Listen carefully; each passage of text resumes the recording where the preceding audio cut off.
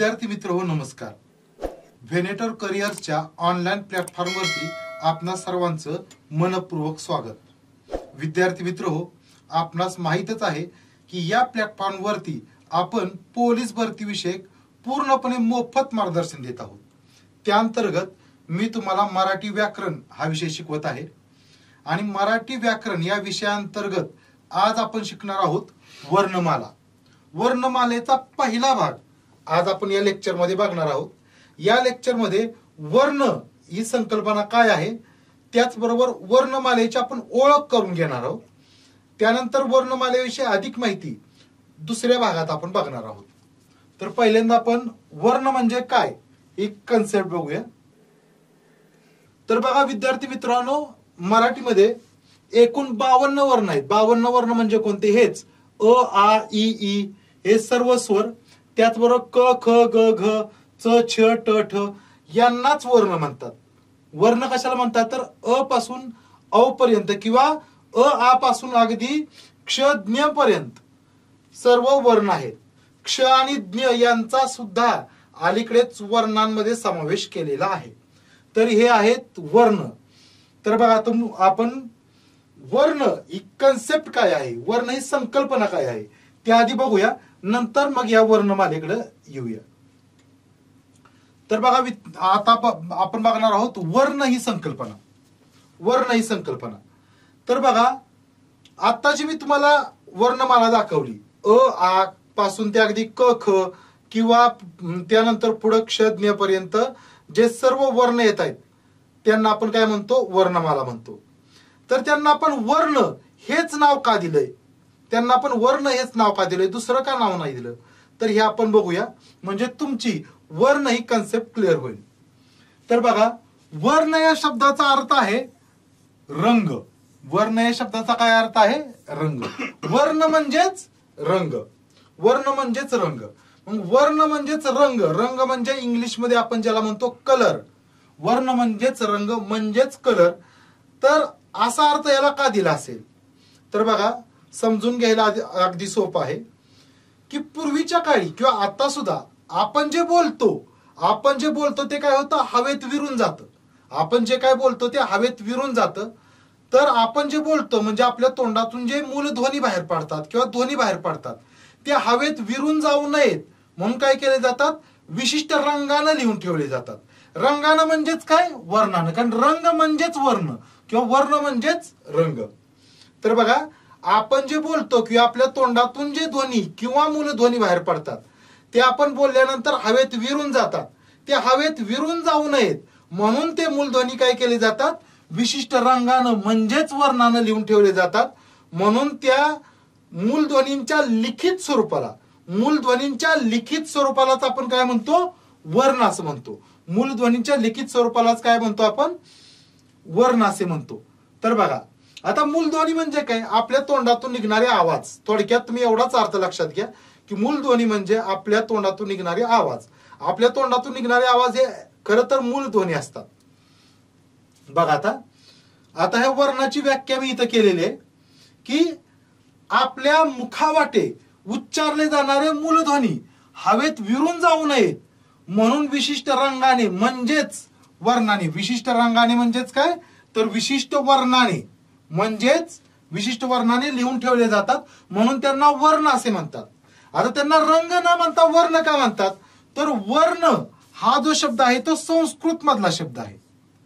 वर्ण हा संस्कृत मधला शब्द आहे. त्यामुळे संस्कृत मधूनच वर्णमाला जी मराठीची आहे ती आपण मुख्यतः संस्कृत मधूनच घेतलेले आहे. त्यामुळं वर्णमालेमध्ये असणारे जे वर्ण आहेत जे रंगाने लिहिले जातात त्यांना वर्ण असं पडलेलं आहे, कारण वर्ण हा संस्कृत शब्द आहे. तर बघा वर्ण या शब्दाची अतिशय सोपी व्याख्या आहे की आपल्या मुखावाटे उच्चारले जाणारे ध्वनी किंवा मूलध्वनी हवेत विरून जाऊ नयेत म्हणून विशिष्ट रंगाने म्हणजेच वर्णाने लिहून ठेवले जातात म्हणून त्यांना काय म्हणतात? वर्ण असे म्हणतात. म्हणून त्यांना काय म्हणतात? वर्ण म्हणतात. बघा ही दुसरी व्याख्या पण या व्याख्येच शॉर्ट मध्ये हे रूप आहे की वर्ण म्हणजे काय? तर मूलध्वनींचे लिखित स्वरूप. मूलध्वनींचे लिखित स्वरूप म्हणजेच वर्ण. मूलध्वनींचे लिखित स्वरूप म्हणजेच वर्ण. म्हणजे आपण असं म्हणू शकतो की मूलध्वनी म्हणजेच वर्ण.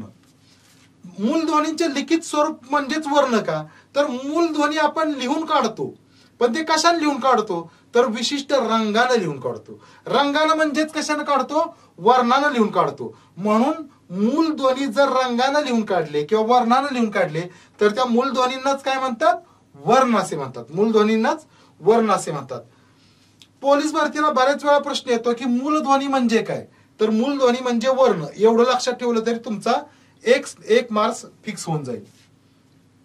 तर बघा, मराठीमध्ये असे एकूण किती 52 वर्ण आहेत. मराठीमध्ये असे एकूण किती 52 वर्ण आहेत. 52 मराठीमध्ये असे एकूण 52 वर्ण आहेत. आता हे जे 52 वर्ण आहेत त्याचा संदर्भ आपल्याला कुठं सापडतो, तर नोव्हेंबर 2022 मध्ये महाराष्ट्र शासनानं एक अध्यादेश जाहीर केला मराठी वर्णमाले संदर्भातला. तर त्याच्यामध्ये स्पष्टपणे सांगितलेलं आहे की मराठी वर्णमालेमध्ये एकूण 52 वर्ण आहेत. मराठी वर्णमालेमध्ये एकूण 52 वर्ण आहेत. त्यामुळं हा आकडा लक्षात ठेवायचा आहे. आणि परीक्षेत जर प्रश्न आला की मराठी वर्णमालेत एकूण किती वर्ण आहेत, तर 52 हाच पर्याय निवडायचा. तर बघा, आता आपण पुढं वर्णमाला बघूया. तर विद्यार्थी मित्रांनो, ही आहे मराठीची वर्णमाला. ही आहे मराठीची वर्णमाला. आता मराठी वर्णमालेमागे पाठीमागच मी तुम्हाला सांगितलं की मराठी वर्णमालेमध्ये 52 वर्ण आहेत. मराठी वर्णमालेत किती वर्ण आहेत, 52 वर्ण आहेत. 52. तर ह्या वर्णमालेची ओळख फक्त आज आपण करून घेणार आहोत. वर्णमालेची ओळख करून घेणार आहोत. ही जी ओळख करून घेताना जी मी तुम्हाला माहिती सांगणार आहे त्याच्यावर आधारित अनेक प्रश्न परीक्षेला येतात आणि ते सर्व प्रश्नांची उत्तरं तुम्हाला व्यवस्थित येतील फक्त वर्णमालेची ओळख बघितली तरी. तर बघा, वर्णमालेची सुरुवात होते ती स्वरांनी होते. वर्णमालेची सुरुवात होते ती स्वरांनी होते. मराठीमध्ये एकूण स्वर किती आहेत, 14. मी जे तुम्हाला आकडे सांगणार आहे ते आकडे तुम्ही तर हे वर्ण मोजून पाहू शकता. व्हिडिओ पॉज करून हे वर्ण मोजू शकता. एकूण 52 वर्ण भरतील. एकूण 52 वर्ण भरतील. तर त्यामध्ये स्वर आहेत किती, 14. एकूण स्वर आहेत 14. हे सोपं जावं म्हणून मी इथं आधीच लिहून घेतलेलं आहे. तर बघा, वर्णमालेमध्ये एकूण स्वर आहेत 14. आता हे जे 14 स्वर आहेत ते तुम्हाला याच क्रमाने लक्षात ठेवणं गरजेचं आहे. हे जे 14 स्वर आहेत ते याच क्रमाने लक्षात ठेवणं गरजेचं आहे. स्वरांच्या विषयी मी अजून एक लेक्चर घेणार आहे. त्यामध्ये स्वरांचं पूर्णपणे वर्गीकरण, स्वरांच्या विषयी संपूर्ण माहिती देणार आहे. आता फक्त हे 14 स्वर आहेत हे याच क्रमाने लक्षात ठेवायचे. तुम्ही लक्षात ठेवा. त्याच्यामध्ये तुम्हाला एक लक्षात गोष्ट आणून देतो, ते म्हणजे हे 2 स्वर ए आणि अ. ए आणि अ या 2 स्वरांचं स्थान नक्की वर्णमालेत कुठं आहे हे तुम्हाला लक्षात ठेवायचं आहे.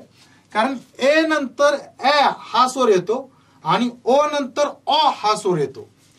पूर्वी आपण शालेय स्तरावर असताना जी वर्णमाला शिकलेलो आहे त्यामध्ये ए नंतर ऐ हा स्वर यायचा किंवा ओ नंतर औ हा स्वर यायचा. तेच आपल्या लक्षात असतं. तर परीक्षेला प्रश्न आल्यानंतर आपणाला हा पर्याय निवडता आला पाहिजे की ए या स्वरानंतर कोणता स्वर येतो, तर ए हा स्वर येतो, किंवा ओ या स्वरानंतर कोणता स्वर येतो, तर अ हा स्वर येतो.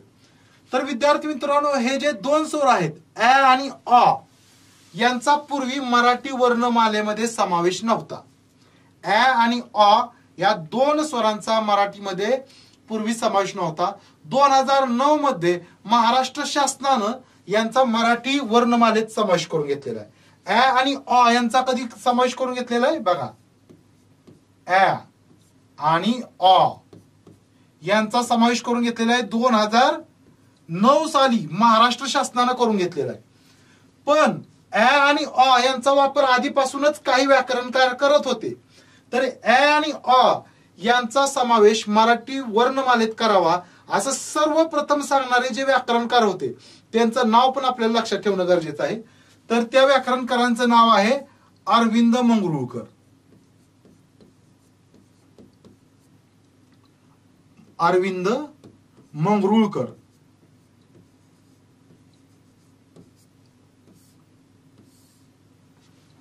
तर बघा ॲ आणि अ यांचा मराठी वर्णमालेमध्ये समावेश करावा असे सर्वप्रथम सांगणारे व्याकरणकार कोण होते?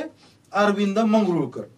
पण महाराष्ट्र शासनानं ॲ आणि अ यांचा मराठी वर्णमालेत समावेश कधी केलेला आहे? तर 2009 साली केलेला आहे. 2009 साली केलेला आहे. हे आपण इथं लक्षात ठेवणं गरजेचं आहे. त्याचबरोबर स्वरांचा क्रम बघताना या रू आणि लू या स्वरांचा पण क्रम वर्णमालेमध्ये स्वरांच्या जी वर्णमाला आहे त्याच्यामध्ये त्यांचं स्थान कुठं आहे हे लक्षात ठेवणं गरजेचं आहे. वर्णमालेत रू आणि लू यांचं स्थान कुठं आहे हे पण लक्षात ठेवणं गरजेचं आहे. तर बघा अशा पद्धतीनं मराठीमध्ये एकूण स्वर किती आहेत? 14. मराठीमध्ये एकूण स्वर आहेत 14. आता दुसरा प्रकार वर्णांचा आहे तो म्हणजे स्वरादी. दुसरा प्रकार आहे तो म्हणजे स्वरादी. तर मराठी वर्णमालेमध्ये एकूण स्वरादी आहेत 2. मराठी वर्णमालेमध्ये एकूण स्वरादी किती आहेत? 2. पहिला आहे अनुस्वार, दुसरा आहे विसर्ग. अनुस्वार आणि विसर्ग स्वरादी आहेत किती? 2. तर बघा हा अनुस्वार मी असाच लिहिलेला आहे आणि विसर्ग पण असाच लिहिलेला आहे.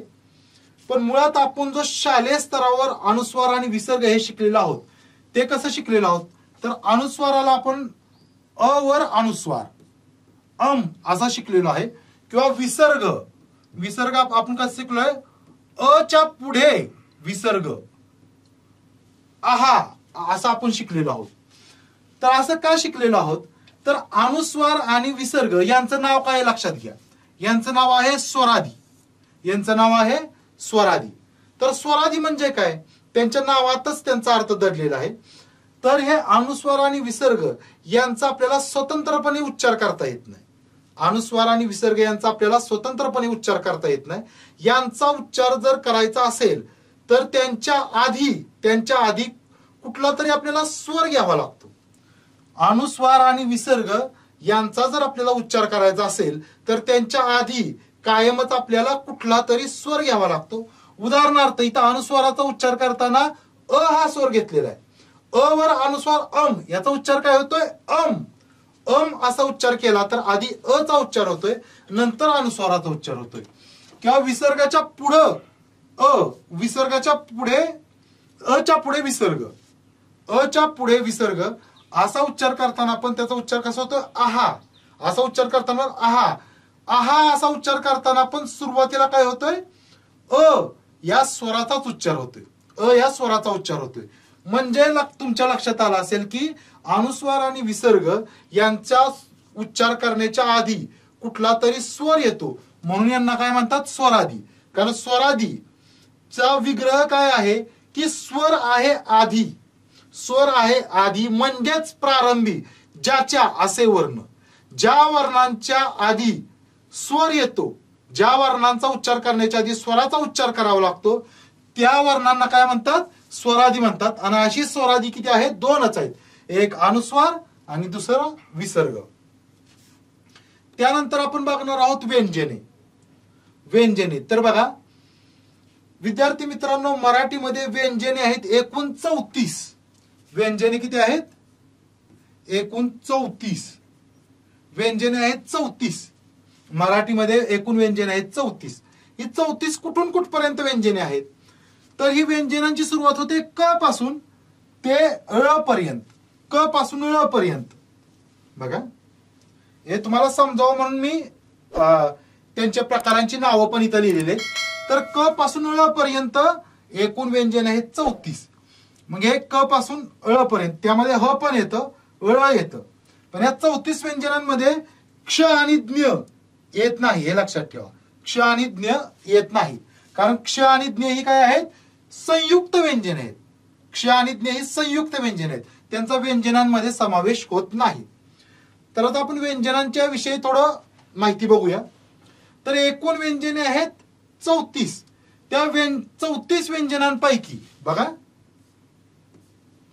34 व्यंजनांपैकी स्पर्श व्यंजने 34 व्यंजनांपैकी स्पर्श व्यंजने किती आहेत? तर 25. स्पर्श व्यंजने आहेत किती? 25. ही स्पर्श व्यंजने कुठून कुठपर्यंत आहेत? तर क पासून म पर्यंत. क पासून म पर्यंत. बघा स्पर्श व्यंजने कुठून कुठपर्यंत आहेत? क पासून म पर्यंत. क पासून म पर्यंत एकूण स्पर्श व्यंजने आहेत 25. तर या क पासून म पर्यंतच्या व्यंजनांना स्पर्श व्यंजने का म्हणतात? तर या व्यंजनांचा उच्चार करते वेळेस काय होतं, आपल्या ओठांचा एकमेकांशी किंवा जिभेचा तोंडातील इतर अवयवांशी स्पर्श होतो. म्हणून क पासून म पर्यंतच्या 25 व्यंजनांना काय म्हणतात? स्पर्श व्यंजने म्हणतात. क पासून म पर्यंतच्या 25 व्यंजनांना स्पर्श व्यंजने का म्हणतात? तर या व्यंजनांचा उच्चार करताना आपल्या ओठांचा एकमेकांशी त्याचबरोबर जिभेचा तोंडातील इतर भागाशी स्पर्श होतो म्हणून. तरी स्पर्श व्यंजने वगैरे आपल्याला पुढे अजून पाहायचे आहेत. आता फक्त मी तुम्हाला ओळख करून देतोय. ते आहेत एकूण 25 आणि कुठून कुठपर्यंत? तर क पासून म पर्यंत. तुम्ही व्हिडिओ पॉज करून हे संख्या मोजू शकता. त्यानंतर व्यंजनांचाच दुसरा प्रकार आहे. एकूण व्यंजन आहेत 34. त्यांचे हे प्रकार आहेत: स्पर्श व्यंजने, अर्धस्वर किंवा अंतस्थ, उष्मे किंवा घर्षक, महाप्राण आणि स्वतंत्र. हे व्यंजनांचेच प्रकार आहेत, ते आपण बघतोय. तर आता आपण बघितले स्पर्श व्यंजने. आता पुढला प्रकार बघणार आहोत अर्धस्वर किंवा अंतस्थ. तर अर्धस्वर किंवा अंतस्थ एकूण आहेत किती? 4. अर्धस्वर किंवा अंतस्थ आहेत किती? एकूण 4. तर अर्धस्वर किंवा अंतस्थ याच्यामध्ये कोण येतं बघा? य, र, ल, व हे 4 वर्ण येतात. य, र, ल, व हे 4 वर्ण येतात. पहिल्यांदा मी तुम्हाला सांगतो यांना अंतस्थ का म्हणतात. यांना अंतस्थ का म्हणतात बघा. पहिल्यांदा मी तुम्हाला सांगतो यांना अंतस्थ का म्हणतात. तर यांना अंतस्थ म्हणण्याचं कारण म्हणजे वरतून येणारी ही स्पर्श व्यंजने, वरून येणारी काय आहेत की स्पर्श व्यंजने, आणि खालचे जे उष्मे किंवा घर्षक मी सांगितलेत का बघा. हे उष्मे किंवा घर्षक. उष्मे किंवा घर्षक किती आहेत? 3च आहेत. श, श, स हे 3 काय आहेत? उष्मे किंवा घर्षक आहेत. तर हे खालचे उष्मे किंवा घर्षक आणि वरून येणारे स्पर्श व्यंजने यांच्या मधोमध काय आहेत? ही 4 व्यंजन आहेत बघा. म्हणून यांना अंतस्थ म्हणतात. अंतस्थ म्हणजे काय? अंतस्थ बघा, अंतस्थ या शब्दाची फोड कशी आहे? तर अंतर आणि स्थ असे 2 शब्दांनी मिळून काय अंतस्थ हा शब्द बनलेला आहे. अंतर म्हणजे आतल्या बाजूचा. तरी आतल्या बाजूला आहेत, पण कुणाच्या आतल्या बाजूला आहेत? तर वरून येणारी स्पर्श व्यंजने आणि खालची घर्षक किंवा उष्मे, खालचे घर्षक किंवा उष्मे ही व्यंजने यांच्या मधोमध आहेत, म्हणून त्यांना काय म्हणतात? अंतस्थ असं म्हणतात. तसेच य, र, ल, व यांनाच अजून काय म्हणतात? अर्धस्वर असे म्हणतात. य, र, ल, व यांना अर्धस्वर असे म्हणतात. कारण कधी कधी यांचा उच्चार हा कशासारखा होतो? तर यांचा उच्चार हा स्वरांसारखा होतो. य, र, ल, व यांचा उच्चार कधी कधी स्वरांसारखा होतो, म्हणून यांना अर्धस्वर म्हणतात. ही आहेत मुळात व्यंजनच. य, र, ल, व ही मुळात आहेत व्यंजनेच, पण कधी कधी त्यांचा उच्चार हा स्वरांसारखा होतो, म्हणून यांना अर्धस्वर म्हणतात. याचं फक्त एकच उदाहरण तुम्हाला देतो. उदाहरणार्थ हा शब्द बघा, गाई. गाईमधल्या ईचा उच्चार कसा आहे? या गाईमधल्या ई सारखा. या दोन्ही शब्द जर बघितले तर दोन्हींचाही उच्चार एकसारखाच आहे. हा पण गाई हाच शब्द आहे, हा पण गाई शब्द आहे. या शब्दाच्या जागी हा शब्द चालतो. कशामुळे? तर ह्या ईचा उच्चार आहे तो ह्या ह्या स्वरासारखाच होतो इथं. त्यामुळं काय आहे? य, र, ल, व यांना अर्धस्वर असं म्हणतात. य, र, ल, व यांना अर्धस्वर म्हणण्याचं महत्वाचं कारण काय आहे? कधी कधी त्यांचा उच्चार हा कशासारखा होतो? स्वरांसारखा होतो. त्यानंतर पुढला वर्णांचा प्रकार आहे तो म्हणजे उष्मे किंवा घर्षक. उष्मे किंवा घर्षक. हे उष्मे किंवा घर्षक किती आहेत? तर एकूण 3 आहेत. उष्मे किंवा घर्षक किती आहेत? एकूण 3 आहेत. तर एकूण 3 कोणते आहेत? तर श, श आणि स. श, श आणि स हे 3 काय आहेत? उष्मे किंवा घर्षक आहेत. तर बघा, श, श, स यांना घर्षक का म्हणतात? तर श, श, स यांचा उच्चार करताना आपल्या मुखामध्ये किंवा आपल्या तोंडात हवेचं घर्षण होतं. श श स यांचा उच्चार करताना आपल्या तोंडात हवेचं घर्षण होतं, म्हणून श श स यांना घर्षक असं म्हणतात. म्हणून श श स यांना घर्षक असं म्हणतात. तर स श स यांना उष्मे का म्हणतात? तर श श स यांचा आपल्या तोंडात उच्चार करताना, आपल्या तोंडातून उच्चार करताना आपल्या तोंडात हवेचं घर्षण होतं आणि या घर्षणामुळे काय होते, आपल्या मुखामध्ये उष्णता निर्माण होते. उष्णता म्हणजे मोठ्या प्रमाणात उष्णता नाही, थोडी उष्णता निर्माण होते. कारण कोणत्याही दोन गोष्टींचं जर घर्षण झालं तर उष्णता निर्माण होते. आपण हात जर एकमेकावर घासले तरी उष्णता निर्माण होते. तसंच हे जे श श आणि स जे आहेत त्यांचा उच्चार करताना काय होतं, आपल्या तोंडामध्ये हवेचं घर्षण होऊन उष्णता निर्माण होते. घर्षण होते म्हणून हवेचं घर्षण होतं म्हणून घर्षक म्हणतात.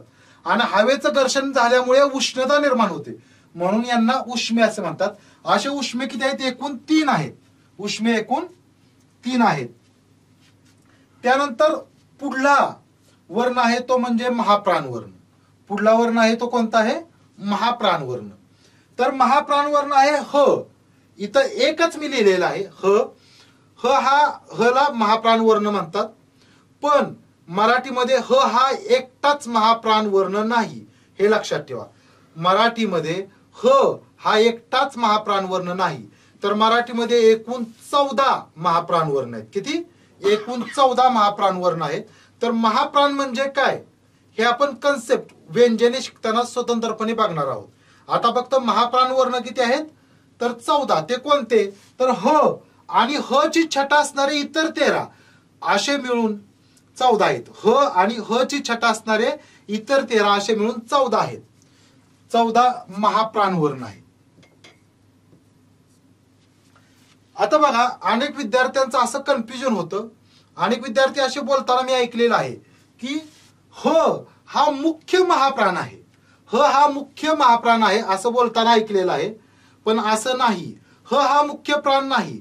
महाप्राण एकूण 14 आहेत आणि या 14 मध्ये कुठलाही मुख्य नाही किंवा कुठलाही महाप्राण वर्ण हा गौण नाही. सर्व महाप्राण वर्ण हे समानच आहेत. सर्व महाप्राणी वर्ण हे समानच आहेत. त्यामुळे महाप्राण वर्णांची संख्या 14 आहे. आणि ह ला मुख्य महाप्राण असं म्हणायचं नाही, फक्त तो महाप्राण वर्ण आहे. फक्त वर्णमालेत इतर वर्णमालेची मांडणी करताना सर्व 13 इथं मांडणी करता येणार नाही, त्यामुळे फक्त इथं एकच महाप्राण वर्ण मी दिलेला आहे. त्यानंतरचा पुढला वर्णाचा प्रकार आहे तो म्हणजे स्वतंत्र वर्ण. तर स्वतंत्र वर्ण एकच आहे, तो म्हणजे ळ. स्वतंत्र वर्ण कोणता आहे? ळ. स्वतंत्र वर्ण एकच आहे, तो म्हणजे ळ. तर स्वतंत्र वर्ण किती आहेत? एकच, आणि तो म्हणजे ळ. तर बघा, ह्या ळ ला स्वतंत्र वर्ण का म्हणतात? तर ळ हा वर्ण आहे तो मूळच्या संस्कृत वर्णमालेमध्ये नव्हता. ळ हा वर्ण मूळच्या संस्कृत वर्णमालेमध्ये नव्हता. त्याला आपण स्वतंत्रपणे द्राविडियन भाषांकडून मराठी वर्णमालेमध्ये घेतलेला आहे. ळ ला स्वतंत्र वर्ण का म्हणतात? ळ या वर्णाला आपण काय केलं आहे? स्वतंत्रपणे म्हणजे संस्कृत वर्णमालेमध्ये नसलेला ळ हा वर्ण आपण स्वतंत्रपणे द्राविडियन भाषा गटांकडून घेतलेला आहे. त्यामुळे त्याला आपण काय म्हणतो? स्वतंत्र वर्ण असे म्हणतो. त्यामुळे त्याला आपण स्वतंत्र वर्ण असे म्हणतो. आणि ळ विषयी मी आता मुद्दा सांगितला तोही तुम्ही लक्षात ठेवणं गरजेचं आहे की ळ हा वर्ण आपण द्राविडियन भाषा गटांकडून मराठीमध्ये घेतलेला आहे. तर बघा, अशा पद्धतीने आपण काय बघितले? व्यंजनांचं सर्व वर्गीकरण बघितलं. व्यंजने किती आहेत? 34 व्यंजने मराठीमध्ये एकूण व्यंजने आहेत 34. त्यामध्ये एकूण स्पर्श व्यंजने आहेत 25. स्पर्श व्यंजने आहेत 25. ही स्पर्श व्यंजने कुठून कुठपर्यंत आहेत? तर क पासून म पर्यंत. क पासून म पर्यंत स्पर्श व्यंजने आहेत 25. तर अर्धस्वर किंवा अंतस्थ आहेत 4. अर्धस्वर किंवा अंतस्थ आहेत 4. ते कोणते आहेत? तर य, र, ल, व हे 4. त्यानंतर उष्मे किंवा घर्षक हे आहेत 3च. उष्मे किंवा घर्षक आहेत 3च. एक म्हणजे श, दुसरा हा श आणि तिसरा स. तर बघा, हे जे 2 श आहेत, हा श श शामृगाचा आणि श ष षटकोनाचा, यांच्या उच्चारामध्ये काय फरक आहे, हे दोन वर्ण आहेत म्हणजे यांचे दोन वेगवेगळे उच्चार आहेत, या दोन्हींच्या उच्चारांमध्ये काय फरक आहे हे आपण स्वतंत्रपणे व्यंजने हा टॉपिक बघताना आपण बघणार आहोत. व्यंजनांच्या विषयी आपण स्वतंत्र व्हिडिओ घेणार आहोत, त्यामध्ये बघणार आहोत. त्यानंतर महाप्राण वर्ण किती आहेत मराठीमध्ये? 14 आहेत. महाप्राण वर्ण एकूण 14 आहेत, त्यामध्येच ख आहे, तो मी इथं ह घेतलेला आहे. त्यानंतर स्वतंत्र वर्ण आहे एकच, तो म्हणजे ळ. हा स्वतंत्र का आहे तर हा स्वतंत्रपणे आपण द्राविडियन भाषा गटाकडून घेतलेला आहे, त्यामुळे याला स्वतंत्र वर्ण असे म्हणतात. त्यानंतर सर्वात शेवटचा मुद्दा राहिलेला आहे वर्णमालेमधला, तो म्हणजे क्ष आणि ज्ञ. क्ष आणि ज्ञ. तर बघा विद्यार्थी मित्रांनो, क्ष आणि ज्ञ यांचा 2022च्या आधी मराठी वर्णमालेमध्ये समावेश होत नव्हता. 2022च्या आधी मराठी वर्णमालेमध्ये समावेश होत नव्हता. म्हणजे काही व्याकरण असा समावेश करायचे, क्ष आणि ज्ञ यांचा समावेश मराठी वर्णमालेमध्ये करायचे, पण अधिकृतपणे महाराष्ट्र शासनानं 2022 मध्ये जी वर्णमाले संदर्भात जो अध्यादेश जारी केला, त्या 2022च्या अध्यादेशामध्ये स्पष्टपणे क्ष आणि ज्ञ यांचा प्रथमच मराठी वर्णमालेमध्ये समावेश झाला. तर क्ष आणि ज्ञ ही काय आहेत? विशेष संयुक्त व्यंजने आहेत. क्ष आणि ज्ञ ही काय आहेत? विशेष संयुक्त व्यंजने आहेत. आता यांना विशेष संयुक्त व्यंजने का म्हणतात तर हे आपण बघूया. तर बघा विद्यार्थी मित्रांनो, मराठीमध्ये विशेष संयुक्त व्यंजने आहेत किती? 2. एक म्हणजे क्ष आणि दुसरं ज्ञ. पहिलं क्ष आणि दुसरं ज्ञ. यांना संयुक्त व्यंजने काय म्हणतात तर मी तर लिहिल्याप्रमाणे तुमच्या लक्षात येत असेल की ही जी संयुक्त व्यंजने आहेत ती एकापेक्षा जास्त व्यंजनांच्या एकत्रीकरणामुळे तयार झालेली आहेत. एकापेक्षा जास्त व्यंजने एकत्र येऊन ही व्यंजने तयार झाली आहेत, त्यामुळे यांना काय म्हणतात? संयुक्त व्यंजने म्हणतात. उदाहरणार्थ क्ष हे जे संयुक्त व्यंजन आहे ते क आणि श ही 2 व्यंजने एकत्र येऊन तयार झालेलं आहे. क्ष हे व्यंजन कसं तयार झालेलं आहे? क आणि श ही 2 व्यंजने एकत्र येऊन तयार झालेलं आहे. तर ज्ञ जे आहे ते द न य अशी 3 व्यंजने एकत्र येऊन हे काय झालेलं आहे? संयुक्त व्यंजन तयार झालेलं आहे. त्यामुळे यांना काय म्हणतात? संयुक्त व्यंजने म्हणतात. पण यांना संयुक्त व्यंजने कधी म्हणायचं तर ज्या वेळेस यांचा पाय मोडलेला असेल, म्हणजे अशी जी रेष ओढलेली आहे खाली, याला पाय मोडणे म्हणतात. तर क्ष आणि ज्ञचा ज्यावेळेस पाय मोडलेला असेल त्यावेळेस यांना काय म्हणायचं? संयुक्त व्यंजने म्हणायचं.